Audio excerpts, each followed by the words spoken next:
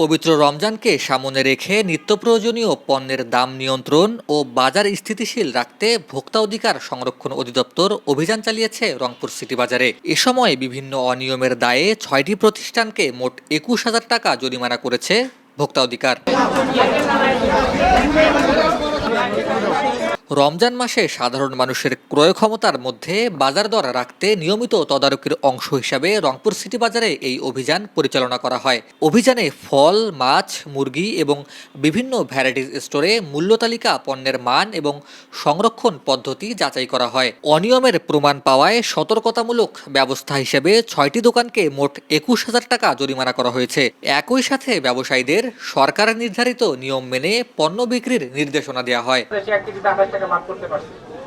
সুতরাং এত margin gap তো চলবে না, এটা কোনোভাবে আইন কভার করে না, কোনোভাবে আইন কভার করে না। আপনার ১৫০ টাকা যখন কেজি কিনছেন তখনও ১৭০, আর এখন ১৪২ টাকা কিনতেছেন, এখনো ১৭০। এটা তো হয় না। আপনি কমে কিনবেন, কমে বেচবেন, বেশি কিনবেন, বেশি বেচবেন, এটা চলবে না।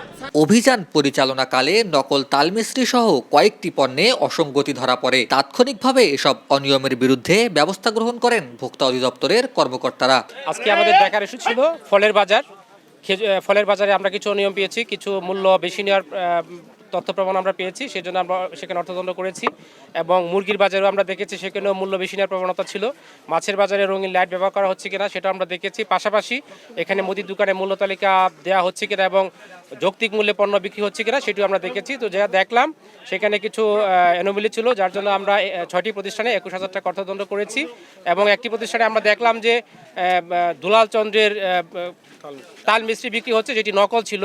তো আমরা আপনাদের মাধ্যমে সবাইকে জানাতে চাই, এই ধরনের গর্হিত কাজ থেকে যেন সবাই বিরত থাকেন, যে এই ধরনের নকল পণ্য কেউ যেন বিক্রি না করেন। তো জনস্বার্থে, ভোক্তা স্বার্থে আমাদের অভিযান অব্যাহত থাকবে। ধন্যবাদ। অভিযান পরিচালনাকালে উপস্থিত ছিলেন ভোক্তা অধিকার সংরক্ষণ অধিদপ্তরের রংপুর বিভাগীয় কার্যালয়ের সহকারী পরিচালক মমতাজ বেগম, উপপরিচালক জাহাঙ্গীর আলম এবং আইনশৃঙ্খলা বাহিনীর সদস্যরা। ভোক্তাদের স্বার্থ সুরক্ষা এবং বাজারে স্থিতিশীলতা বজায় রাখতে এ ধরনের অভিযান ভবিষ্যতেও অব্যাহত থাকবে বলে জানিয়েছে ভোক্তা অধিকার সংরক্ষণ অধিদপ্তর রংপুর।